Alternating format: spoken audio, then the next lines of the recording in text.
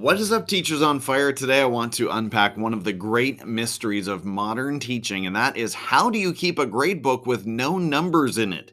If you are moving into a standards-based assessment practice, maybe you are scratching your head and wondering what in the world your grade book is going to look like. Well, let me show you how I use Google Sheets and auto-conditioning of cells to accomplish exactly that. Here is a sample course or class that I teach, and it's 8th grade English. I've hyperlinked the curricular document right here, and you can see here in my jurisdiction that English is divided into two sections, and that is comprehend and connect, create and communicate. Down all through here are all of the learning targets or curricular standards, curricular competencies. I call them learning targets as I present them to students and parents. And I'm going to be using those and mentioning those in the Google Sheet. Over here, we have a list of content, which I won't get into a whole lot for this demonstration. So we've got the learning targets here in this column. We can see all of the learning targets and the proficiency level that each student has demonstrated against each one.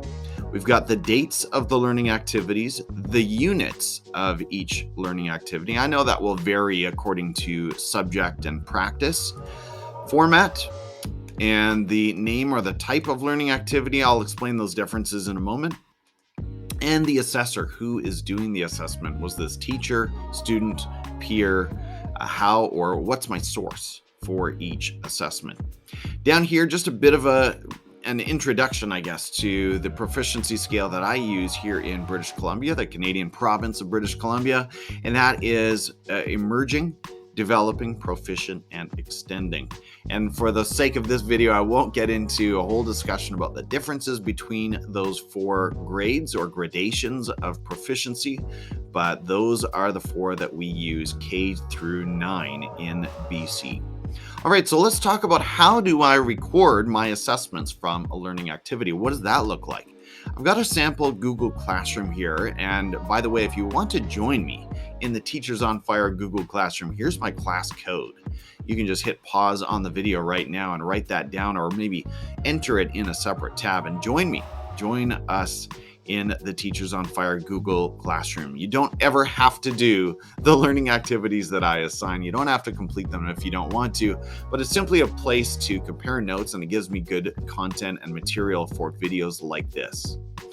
So let's say that I've just posted this activity. It's an English editing activity, and without getting deeply into it, I've posted a Google drawing that looks like this, one for every student. I use the make a copy option so that every student has their own unique copy, and their job is to go through this paragraph and circle 10 errors in the paragraph. I've also set up the rubric to give students an idea. Now, I don't like tying proficiency too tightly to numbers, but in this case, we're going to say that emerging level of proficiency would be that student that could only identify 0 through 4 errors, developing maybe 5 through 7 errors, and proficient 8 through 10 errors. And I'm not providing a way to demonstrate extending proficiency in this learning activity. I don't think it's really possible within the confines of our time here today, or the students' hypothetical time in that activity. All right, so we've got the activity, you've got a sense of what that looked like, and now I'm going to insert a row above. I like to keep the most recent learning targets or the most recent learning activities at the top, and I'm going to circle, or pardon me, copy and paste the learning target language. And I'm going to copy it right from Google Classroom into my Google Sheet. Now, notice I did include the word learning target on Classroom, so I might clean that up a little bit just to create a little more room. And there we go. So I've got my learning target, and the date I assigned it was July 14. Not really, because of course most teachers are on summer break, as I most certainly am right now. Hope you are as well. And then the unit is none. So in this case, the editing is something that I want to do with my 8th graders from start to finish of the school year. So I don't think you necessarily have to have a unit listed there. In terms of a format, I'm using a Google drawing here. Google drawing, as you just saw, and the learning activity is an everyday edit. And this is mostly just for my own reference and memory. What was it again? And where did the student demonstrate that level of proficiency? That's really what I want to be able to refer back to, right? And then something that I've discovered is helpful for me is I can actually hyperlink the direct activity. So if I want to go, when it comes to report card time, if I want to take a look at the student's work for a particular activity, I can just click that link right there and it'll take me directly to the activity in Google Classroom. And then I can review, how or why did I assess a particular artifact of learning the way that I did. Now, this particular activity is going to be peer assessed because in the nature of the activity and the way that I like to create the assessment or conduct the assessment, I actually ask students to exchange with each other, and that keeps them highly engaged. And that way they are thinking through every error in the text.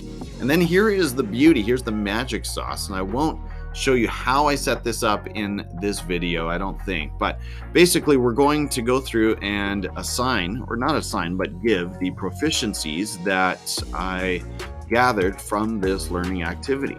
And so if I hit P, that represents for me proficient, and you can see a definition of what is proficient. Basically, they are meeting the curricular standards. And a couple of developings, and then a few more proficients over here, and maybe some more developings and proficient. These are all purely hypothetical children. These are not real students. All right, so now I have a new learning activity assessment, and it's in my gradebook. How do I come up with an assessment at the end of the term? Well, this is where it gets interesting. I've discovered that some schools in my jurisdiction are actually not even giving an overall term grade. In, let's say, 8th grade English, they're simply refusing to give that overall grade of proficient, extending, developing, and they're simply breaking it down the way I have here by learning target. And that gives the student and parent really precise information and doesn't allow them to get too distracted by that overall assessment. My school is still giving that overall assessment. So what I would do for Edward here, actually I want to use a different student as an example. I'll use Frank, as if any students are named Frank today.